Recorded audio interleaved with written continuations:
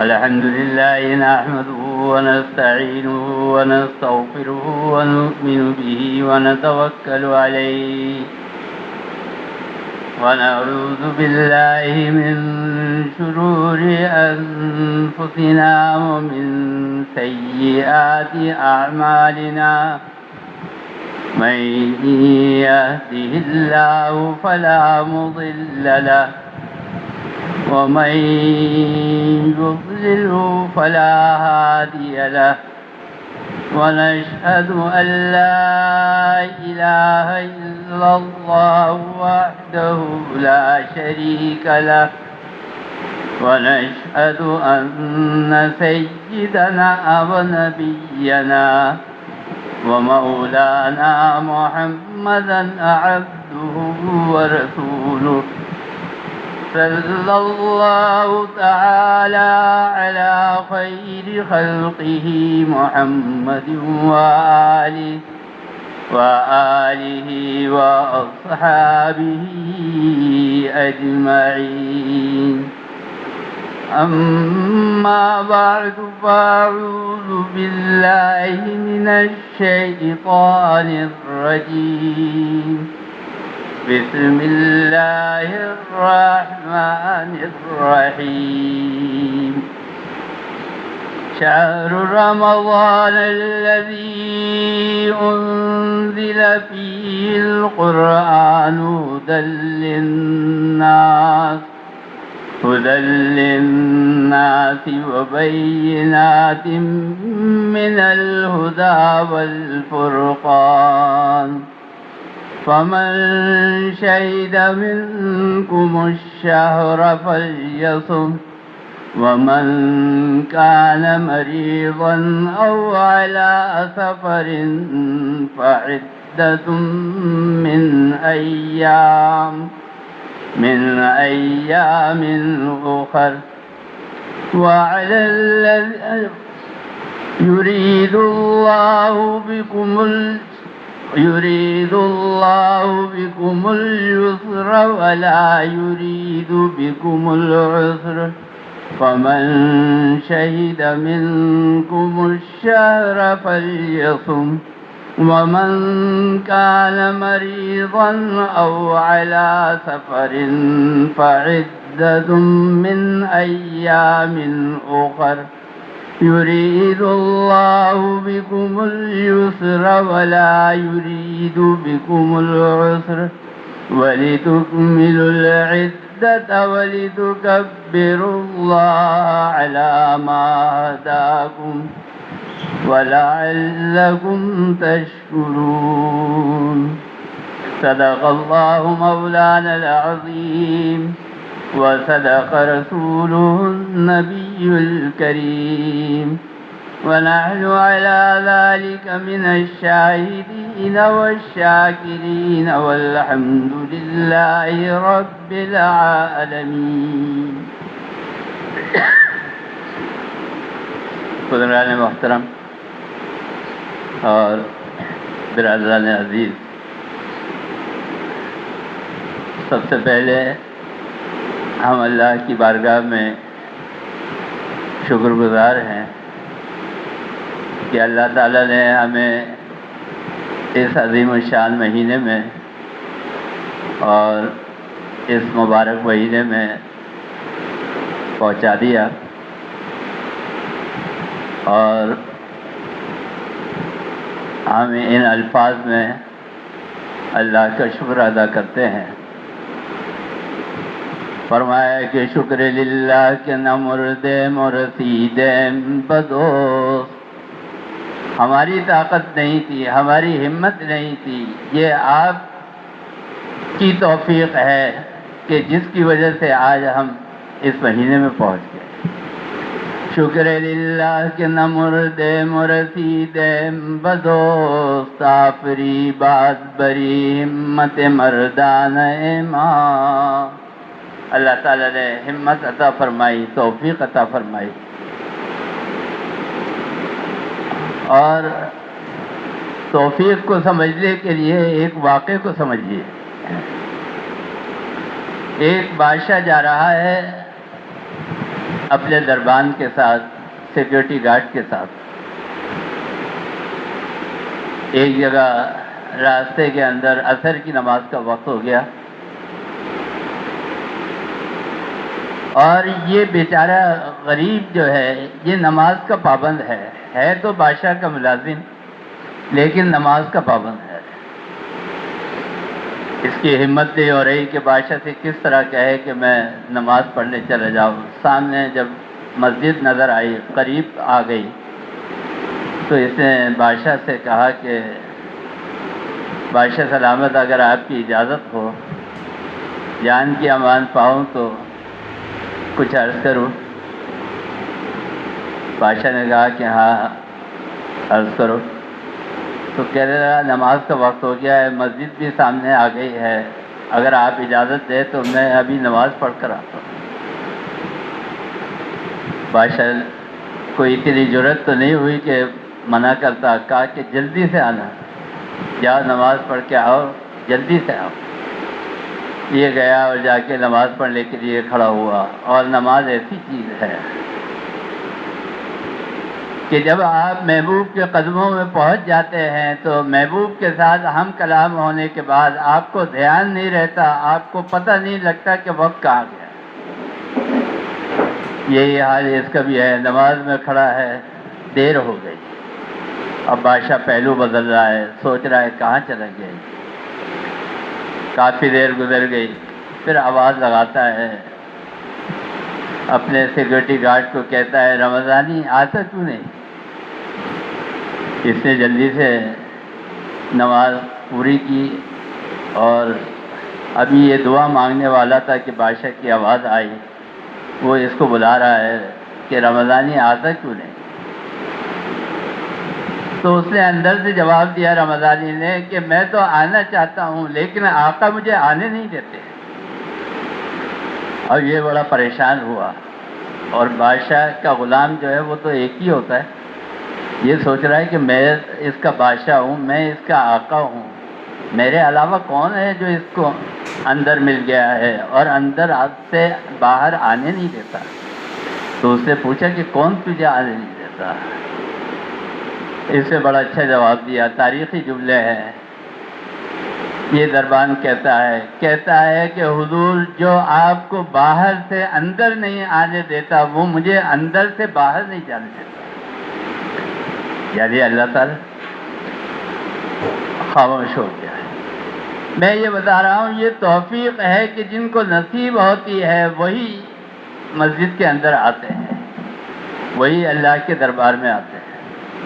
آپ نے دیکھا ہوگا نماز ہوتی ہے، نماز کے بعد درس قرآن ہوتا ہے، تعلیم ہوتی ہے، اللہ کے دین کی باتیں ہوتی ہیں، وہی بیٹھتا ہے جس کو توفیق ہوتی ہے۔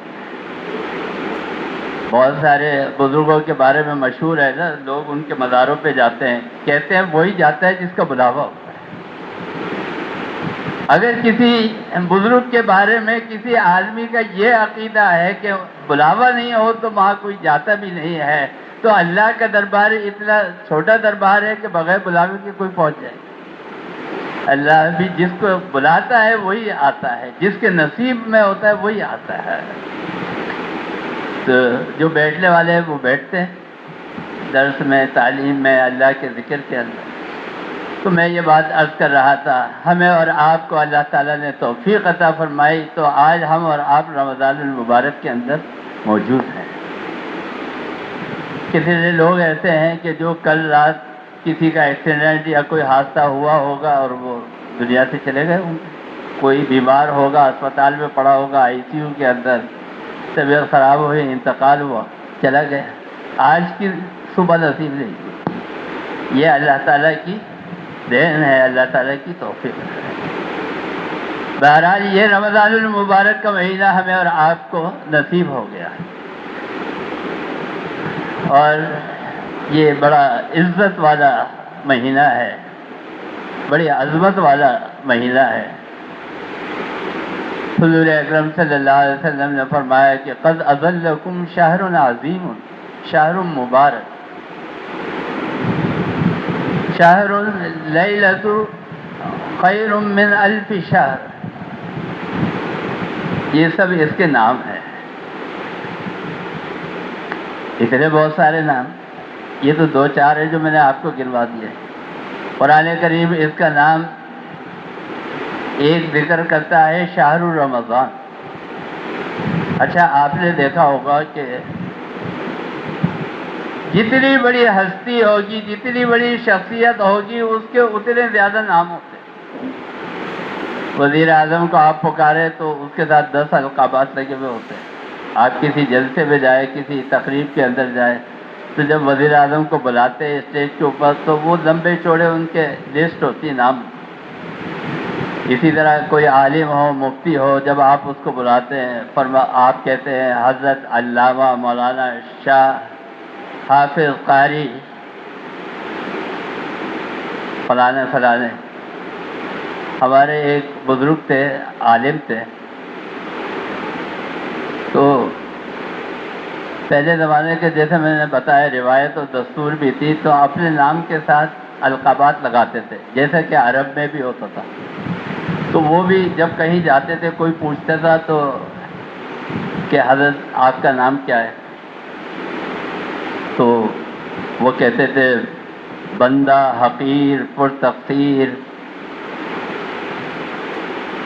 عبدالحامد بدایونی قادری چشتی بریلوی. اور وہ سوچتا تھا یہ اتنے بہت سارے نام ہیں. ان کے ساتھ ایک واقعہ پیش آیا ہندوستان میں. کسی نے ان کو ربیع الاول کے جلسے کے اندر بلایا دوسرے شہر میں، تو وہ بائی ٹرین گئے، ریل گاڑی سے. اچھا جب وہاں پر پہنچے تو رات کا وقت ہو گیا اور اتنا اندھیرا کہ انہوں نے سوچا کہ رات مجھے یہیں بسر کر لینی چاہیے، میں پتہ نہیں منزل پہ صحیح طرح پہنچ سکوں نہیں پہنچ سکوں، ادھر ادھر بھٹک نہ جاؤں. بھئی آج چندہ نہیں کرنا سید بھائی،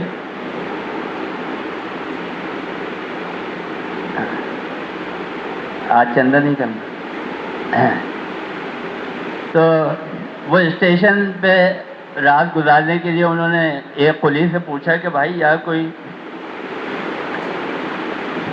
کوئی جگہ ایسی ہے جہاں میں رات کو سو سکوں، آرام کر سکوں، رات بسر کر سکوں. تو قلی نے کہا کہ یہاں سے تھوڑے فاصلے کے اوپر ہے ایک سرائے. ہمارے بڑے لوگ جو ہے وہ جانتے ہیں کہ ہندوستان میں بہت ساری سرائے ہوتی تھی جہاں پہ لوگ، اچھا جیسے آپ نے گاؤں میں دیکھا ہوگا، آپ کسی کے گھر جائیں نا تو ان کے یہاں ڈیرے بنے ہوئے ہوتے ہیں.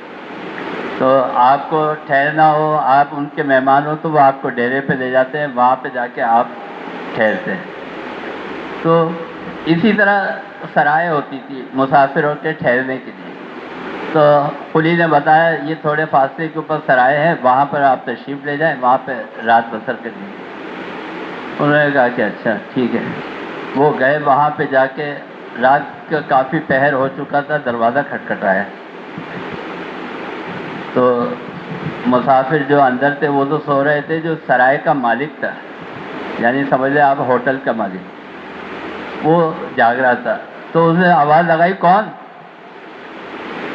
تو انہوں نے وہی جو ان کا انداز تھا، انہوں نے کہا بندہ حقیر پر تقصیر عبدالحامد بدایونی قادری چشتی بریلوی.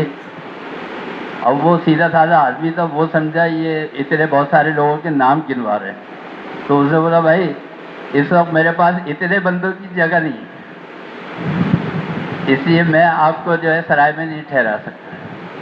تو میں یہ بتا رہا تھا جتنی عظیم شخصیت ہوتی ہے، جتنی بڑی ہستی ہوتی ہے، اس کے القابات اور اس کے نام بھی اتنے ہی ہوتے ہیں. رمضان المبارک اس کا ایک نام ہے شہر رمضان، اس کا ایک نام ہے شہر عظیم، اس کا ایک نام ہے شہر مبارک، اس کا ایک نام ہے شہر التراویح، شہر التسابیح، اور اسی طرح اس کے بہت سارے نام ہیں. کیوں؟ اس لیے کہ عظمت والا مہینہ ہے، بہت بڑا مہینہ ہے. یہ عظمت والا مہینہ کیوں ہے؟ اس کی وجہ قرآن کریم میں سورہ بقرہ کے اندر اللہ تعالیٰ نے ارشاد فرمایا کہ شہر رمضان الذی انزل فیہ القرآن ھدی للناس وبینات من الہدی والفرقان.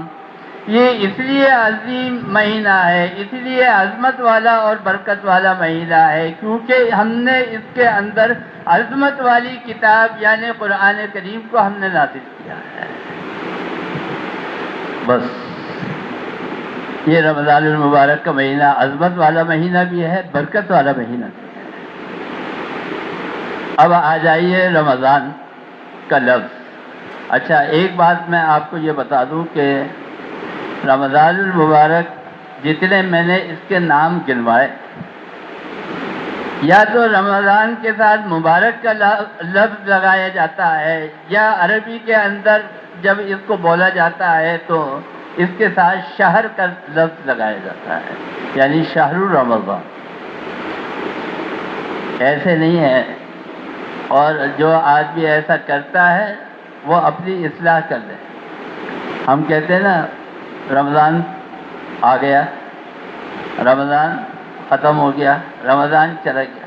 نہیں، جب آپ اس کے ساتھ بولے یا تو اس کو بولے رمضان المبارک، اور اگر آپ زیادہ اچھی اردو بول سکتے ہیں تو آپ عربی کا لفظ اس میں استعمال کریں شہر رمضان، یا آپ کہیں رمضان المبارک کا مہینہ.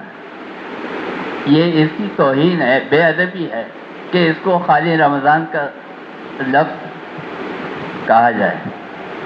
تو رمضان کا جو لفظ ہے یہ عربی کا را میم اور غاد اس سے بنا ہے، الرمدو. اور الرمدو کے معنی آتے ہیں جلا کر راکھ کر دینا. اور آپ نے دیکھا ہوگا کہ جب رمضان المبارک آتا ہے تو جس وقت گرمی ہوتی ہے، دوپہر کا وقت ہوتا ہے، تو ایسا معلوم ہوتا ہے کہ تیز گرمی کی وجہ سے آپ کہتے ہیں کہ میں تو جلا جا رہا ہوں. یہی خصوصیت ہے رمضان کی، یعنی جلا دینا، خاص تر کر دینا. بلکہ ایک لفظ استعمال ہوتا ہے جلا کر بھسم کر دینا. آپ نے دیکھا ہوگا، سنا ہوگا، بہت ساری قومیں ہیں، اس میں ہندو بھی ہے، وہ کیا کرتے ہیں اپنے مردوں کو جلاتے ہیں. اور جلانے کا کانسیپٹ ان کا کیا ہے؟ ایک بنی اسرائیل میں واقعہ گزرا تھا کہ ایک آدمی نے یہ وصیت کی تھی اپنے بچوں کو کہ مجھے جلا دینا تاکہ میں اللہ کی پکڑ میں نہ ہوں، ورنہ میں اتنا گناہگار ہوں کہ اگر میں اللہ کی پکڑ کے اندر آ گیا تو اللہ مجھے بخشے گا نہیں. اس کے بعد سے یہ سلسلہ شروع ہوا ہندوؤں میں. اچھا جاپان کے اندر بھی ایک قوم ایسی ہے، وہ بھی اپنے مردوں کو جلاتے ہیں. اچھا ہندوؤں میں تو طریقہ یہ ہوتا ہے کہ وہ لکڑیاں انہوں نے بچھا دی اور اس کے تہے بنائی لکڑیوں کے ٹال کی طرح، اور اس کے اوپر انہوں نے اپنے مردے کو رکھا، پھر اس کے اوپر لکڑیاں رکھی، اس طرح کر کے پھر وہ گھی تیل وہ اس کے اوپر ڈال کے پھر اس کو وہ لکڑی سے آگ لگاتے ہیں. اچھا زمانہ ترقی کر رہا ہے. یہ تو پرانے زمانے کی بات ہو گئی کہ جب اس طرح لوگ شروع میں کھانا بھی پکاتے تھے لکڑیوں کے چولہے سے اور آگ بھی جلاتے تھے. جب ترقی ہوئی تو ہمارے مولانا تھانوی ایک مرتبہ جاپان گئے تو وہاں کسی سے ملاقات ہوئی تو انہوں نے بتایا کہ یہاں جاپانیوں نے ایک نیا طریقہ اختیار کیا ہے. وہ بھی مردوں کو جلاتے ہیں، لیکن انہوں نے کیا کرا کہ جیسے ہمارے یہاں ہیٹر ہوتا ہے، آپ دیکھیں ہیٹر جو ہوتا ہے چھوٹے بھی ہوتے ہیں بڑے بھی ہوتے ہیں، اس میں کوئی چیز اگر آپ ڈالتے ہیں تو چونکہ وہ بجلی سے چلتا ہے الیکٹرک سے، تو وہ ایک دم جلا کے بھسم کر دیتا ہے. کوئی بھی چیز ڈالے فوراً وہ جل کے راکھ ہو جائے. تو انہوں نے کیا کرا, اپنے مردوں کو جلانے کے لیے ایک بڑا سا ہیٹر بنایا الیکٹرک کا. اور انہوں نے بولا اتنا کون انتظار کرے کہ وہ دوپہر کو جلانے کے لیے بیٹھے, شام کو فارغ ہو, تو ہمارا ٹائم بھی جو ہے وہ قیمتی ہے. تو انہوں نے ہیٹر بنایا بڑا سا الیکٹرک کا, اور اس کے اندر اپنے مردے کو رکھا, وہ کرنٹ چھوڑ دیا, اور وہ جل کے بس ختم ہو گیا 5 منٹ کے. اچھا ایک مثال اور دے دوں میں آپ نے دیکھا ہوگا جب بارش ہوتی ہے, بجلی چمکتی ہے اور بجلی کڑکتی ہے, اس میں سے آواز ہوتی ہے, کتنی سخت آواز ہوتی ہے. تو اگر کہیں پہ بجلی گر جائے کسی گھر کے اوپر, بنگلے کے اوپر, کسی انسان کے اوپر, تو آپ نے دیکھا ہوگا وہ چشم زدن کے اندر وہ چیز کو جلا کے راکھ کر. میں آپ کو یہ مثالیں اس لیے دے رہا ہوں کہ میں یہ بتا رہا ہوں کہ یہ جو حقیقت اس کے اندر بتائی گئی ہے رمضان کی, جلانے کی, یہ حقیقت کیا ہے. ایک اور بجلی ہے جس کو ہم کہتے ہیں تجلی, اور یہ تجلی جو ہے یہ نور کی ہوتی ہے. یہ آگ جو ہوتی ہے جو ہم جلاتے ہیں یہ الگ ہے, اور جو نور ہے اس کی تجلی وہ ایک الگ ہے. حضرت موسیٰ علیہ السلام جب کوہ طور کے اوپر گئے تو اللہ تعالیٰ سے کلام کیا, جیسے میں اس وقت آپ سے بات کر رہا ہوں, تو اسی طرح براہ راست اللہ تعالیٰ سے کلام کیا. تو حضرت موسیٰ علیہ السلام نے اللہ تعالیٰ سے کہا کہ اے اللہ, آپ میرے پروردگار ہیں, آپ میرے مالک ہیں, آپ میرے خالق ہیں. اے اللہ آپ مجھے اپنا جلوہ دکھا دیجیے, اپنی تجلی دکھا دیجیے. قال رب ارنی انظر الیک, میں آپ کو دیکھنا چاہتا ہوں. تو اللہ کو کوئی دیکھ سکتا ہے؟ اللہ کی ذات لامحدود, اور ہماری ذات جو ہے وہ محدود ذات ہے. وہ آنکھ اللہ نے ہمیں نہیں دی. اچھا اللہ تعالیٰ کی ذات تو بہت بڑی ہستی ہے, ہم تو براہ راست سورج کو نہیں دیکھ سکتے. یعنی اگر سورج گرہن ہو جائے, اس میں کوئی آدمی سورج کو دیکھ لے تو اندھا ہو جائے. چلے اس کو اور چھوڑے.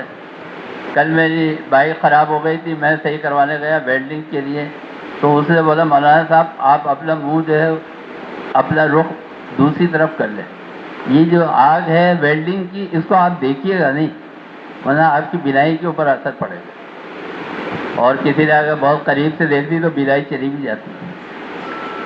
تو یہ وہ آگ کہ جو اللہ تعالیٰ کی پیدا کرتا ہے, اس آگ کو ہم تحمل نہیں کر سکتے, برداشت نہیں کر سکتے. اللہ کی تجلی کو کیسے برداشت کریں؟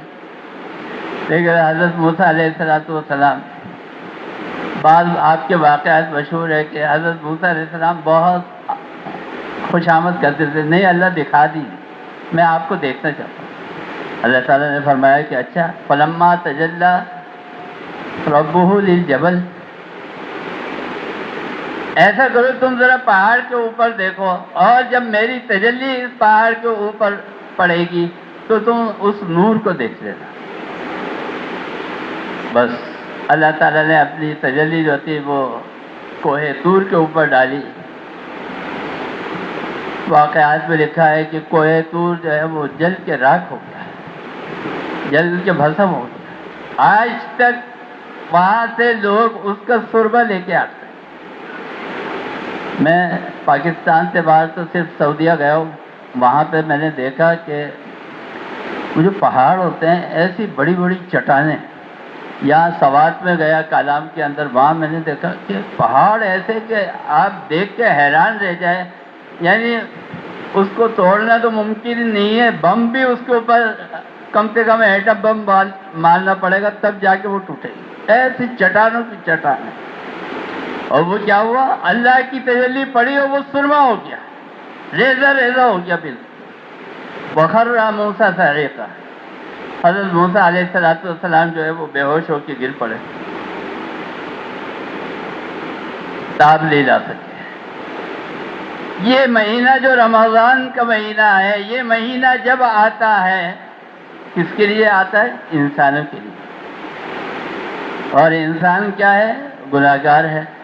حضور اکرم صلی اللہ علیہ وسلم نے فرمایا کہ تم میں سے ہر آدمی جو ہے وہ گناہگار ہے، اور بہترین خطا کار، بہترین گناہگار وہ ہے جو توبہ کر لے. تو جب ہم گناہگار ہیں تو اب اپنے گناہ کو بخشوائیں، اور پتہ نہیں اللہ تعالیٰ بخشے گا یا نہیں بخشے گا. ہمارے کرتوت بھی تو ایسے ہیں نا، ہمارے گناہ بھی تو ایسے ہیں.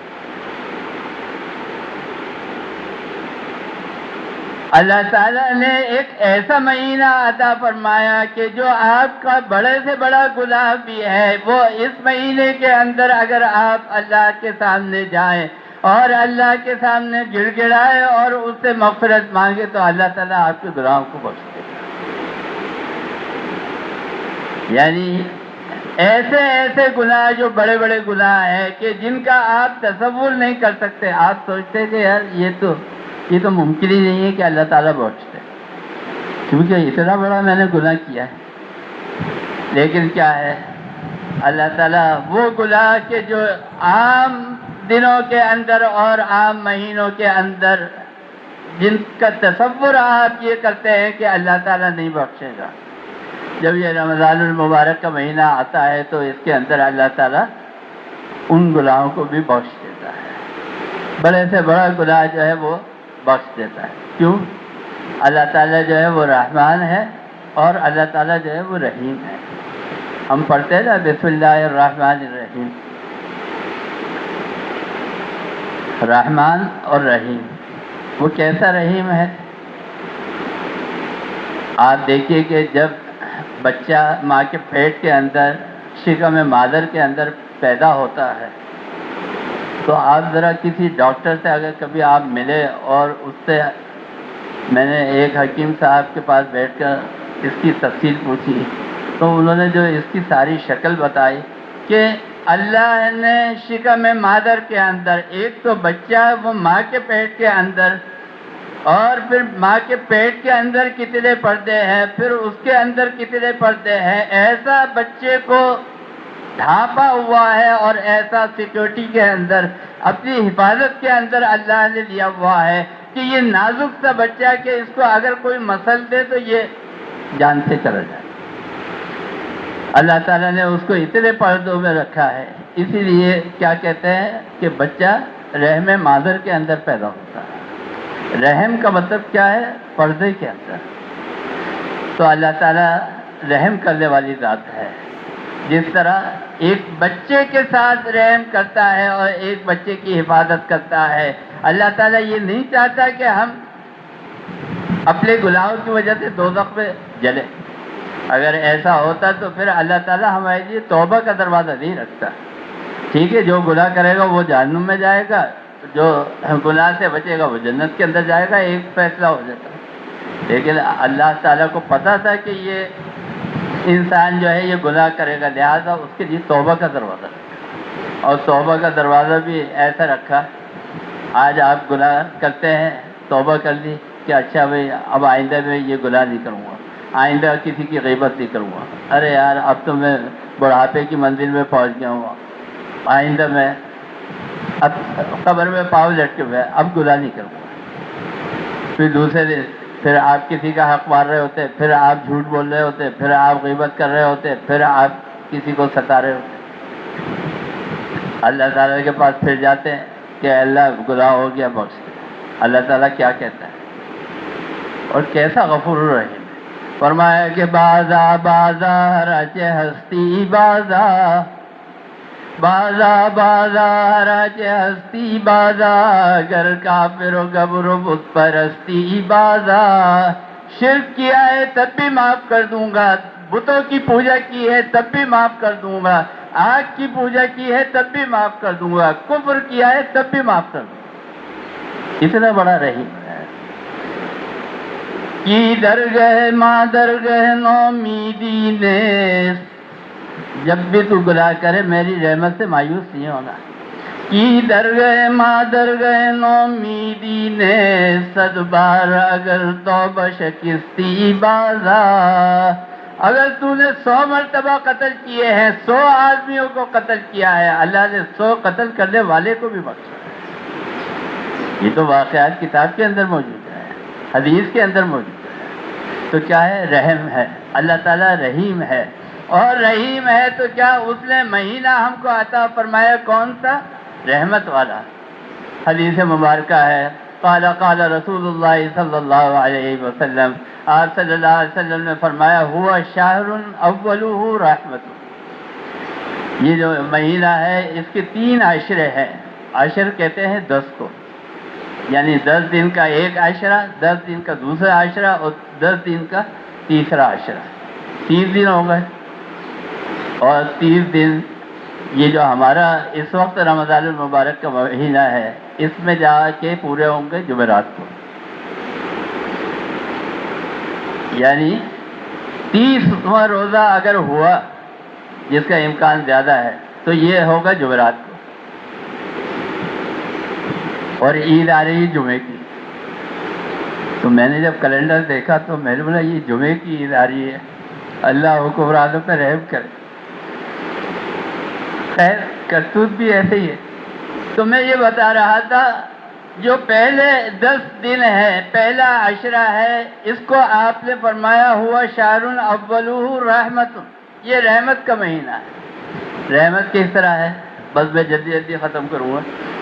رحمت اس طرح ہے کہ شروع میں جس طرح میں نے آپ کو عرض کیا کہ آپ کو توفیق ہوئی، یہ رمضان المبارک کا مہینہ نصیب ہوا، اور اس میں آپ متوجہ ہوئے اس رمضان المبارک کی طرف، یعنی عبادتوں کی طرف۔ انسان جب اللہ کی طرف آتا ہے، اللہ تعالیٰ کہتا ہے انسان ایک ہاتھ میرے پاس آتا ہے، میں 10 ہاتھ اس کے آگے آتا ہوں، میں اس سے زیادہ آگے بڑھتا ہوں۔ تو اس کے اوپر رحمت کیا کی؟ ایک تو یہ کہ اس کو توفیق دی، نیکیوں کی، عبادت کی، اور اس رمضان المبارک کے اندر روزہ رکھنے کی ایک توفیق تو یہ دی۔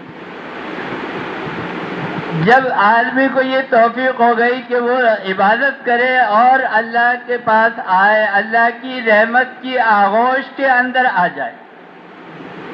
آپ نے دیکھا ہوگا چھوٹا بچہ کہیں پہ کھیل رہا ہے اور کوئی اس کو اگر پکڑنے کے لیے بھاگے، وہ فوراً اپنی ماں یا باپ کے پاس بھاگتا ہے، اور جیسے وہ بھاگتا ہے اپنے ہاتھ یوں پھیلاتا ہے تو ماں باپ اس کو صرف ہاتھ نہیں پکڑتے، اس کو گود میں لے لیتے، آغوش میں لے لیتے۔ اب وہ آ گیا، اب بالکل اپنے آپ کو محفوظ تصور کر رہا ہے، سیکیور محسوس کر رہا ہے۔ تو جب یہ اللہ کی رحمت کی آغوش میں بندہ آ گیا تو اللہ تعالیٰ نے اس کو اپنی آغوش میں لے لیا، کیا ہوا؟ سیکیور ہو گیا، محفوظ ہو گیا۔ جو آدمی اللہ کی رحمت کی آغوش میں آ گیا وہ گناہ کر سکتا ہے؟ کبھی نہیں کر سکتا۔ کیوں؟ اس لیے کہ اللہ کی آغوش میں ہے، اللہ کی رحمت کی آغوش میں ہے، لازماً یہ گناہ سے بچ جائے گا۔ تو یہ تو ہے رحمت کا تقاضا۔ اب جب یہ رحمت کا تقاضا ہوا، اس کے بعد آپ نے فرمایا ہوا شہر اولہ رحمت واوسطہ مغفرۃ۔ اس کے بعد دوسرا عشرہ، دوسرے 10 دن وہ کیا ہے؟ وہ ہے جب بندہ آ گیا، اللہ کے پاس آ کے گڑ گڑایا، توبہ کی، اللہ سے توفیق مانگی، اللہ تعالیٰ نے کہا کہ جاؤ میں تمہیں بخشتا ہوں، اس کو معاف کر دیا، اس کی مغفرت کر دی۔ جو بھی گناہ کیے، جتنے بھی فلرٹ کیے، جتنی بھی رشوتیں لی، جتنی بھی غیبتیں کی، جو کچھ کیا، سارے گناہ بخش دیے۔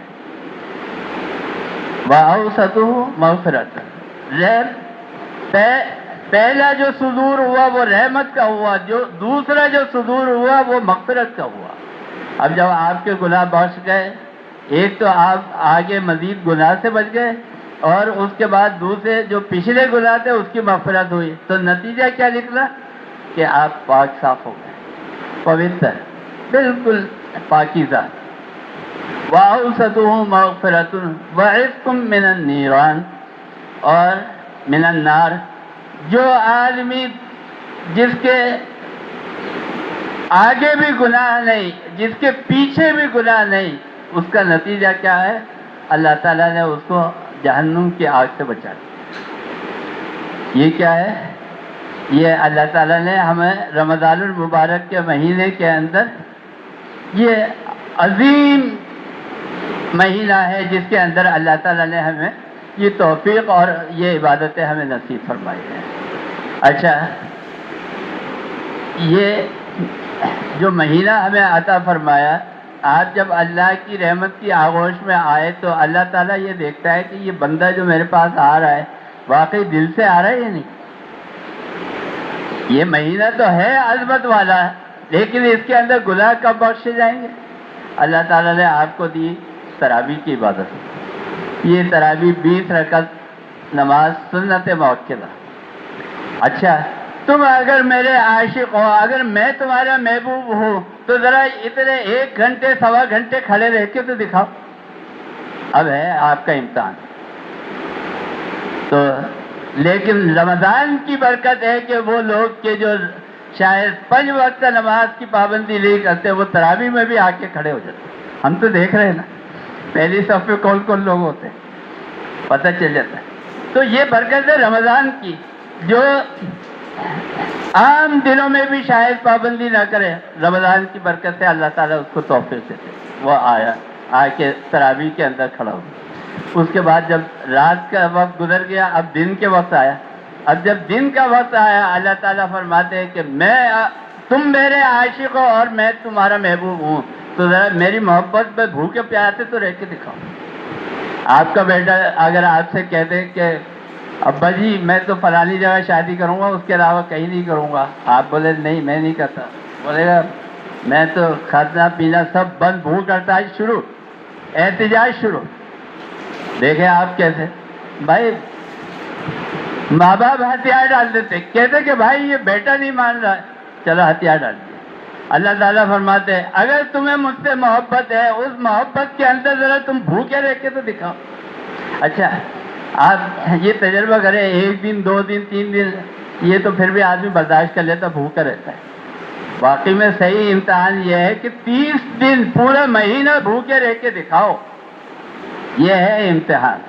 اب بندہ جب نماز کے اندر تراویح میں آتا ہے، اس میں امتحان کے اندر پاس ہوتا ہے، جب دن کے اندر روزہ رکھتا ہے اس کے اندر پاس ہوتا ہے، تو اللہ تعالیٰ فرماتے ہیں کہ جاؤ اب میں نے تمہارے گناہوں کو بخش دیا اور تمہارے گناہوں کو معاف کر دیا۔ یہ رمضان المبارک کا مہینہ ہے، یہ آپ کے اندر تقویٰ پیدا کرتا ہے۔ اللہ تعالیٰ فرماتے ہیں کہ یا ایھا الذین آمنوا کتب علیکم الصیام کما کتب علی الذین من قبلکم لعلکم تتقون۔ یہ ہم نے تمہیں دیا ہی اس لیے ہے تاکہ تم جو ہے وہ تقوی اختیار کرو، تم متقی ہو جاؤ۔ اللہ تعالی ہمیں اور آپ کو سب کو رمضان المبارک کا حق ادا کرنے کی توفیق عطا فرمائے۔ اللہم ارنا الحق حقا وارزقنا اتباعہ وارنا الباطل باطلا وارزقنا اجتنابہ۔